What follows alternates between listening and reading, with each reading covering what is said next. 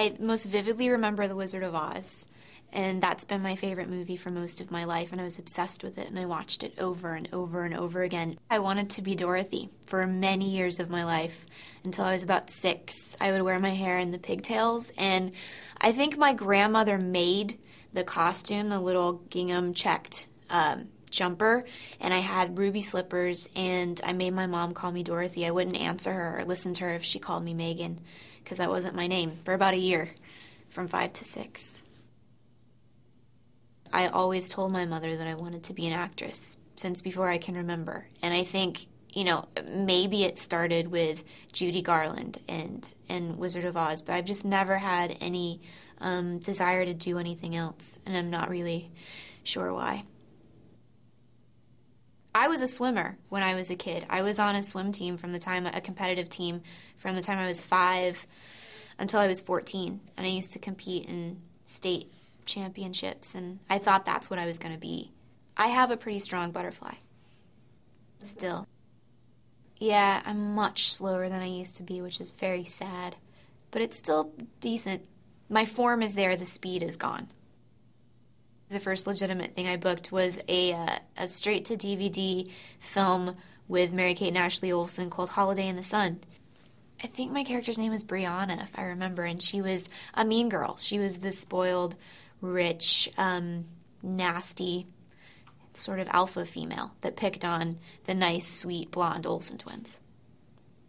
I don't know if people try to typecast me as that. I think I just sort of, for whatever reason, fell into playing a mean girl, and I think more so because there are many more blonde actresses than there are brunette actresses, and so the chances of the heroine being blonde are statistically greater, and so then you want a visual opposite to portray the evil girl, and I am that opposite, I guess. Growing up when I was little, I liked X-Men because my older sister collected X-Men comics, and then when I got to be about 11 and 12, I discovered one called Gen 13. It's basically an offshoot from X-Men, and it's these 3 girls and a guy who's sort of like in and out of the team, and they're superheroes. And there's a little spunky one called Roxy, and I just sort of liked, I named my bird after Roxy, actually.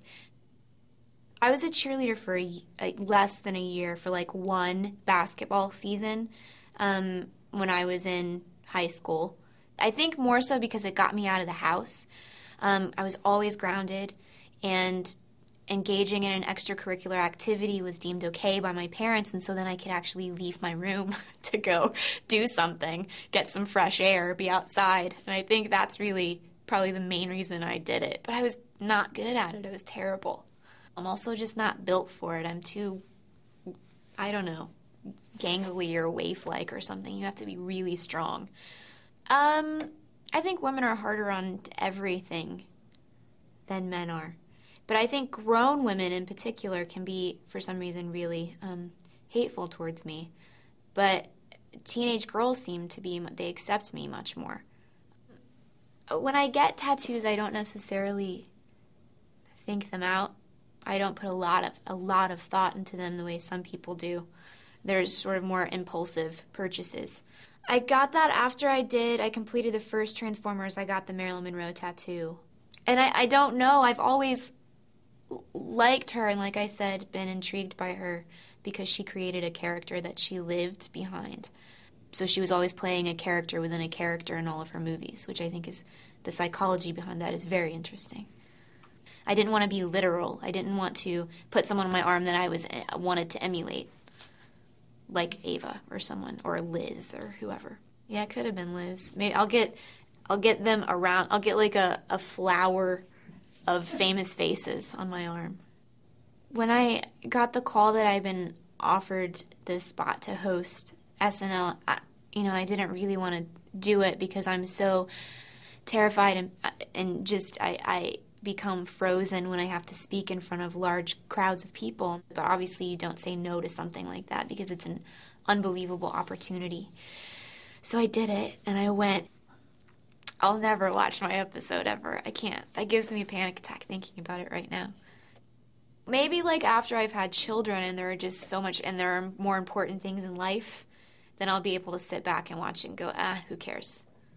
I would say I'm a cat person, even though most cat people are so strange. People that admit to being cat people are always so bizarre. Like, whenever I go to work out, my pants are always covered in cat hair. It's so embarrassing. Like, I'm that person. I'm that lady that goes out with cat hair all over her pants.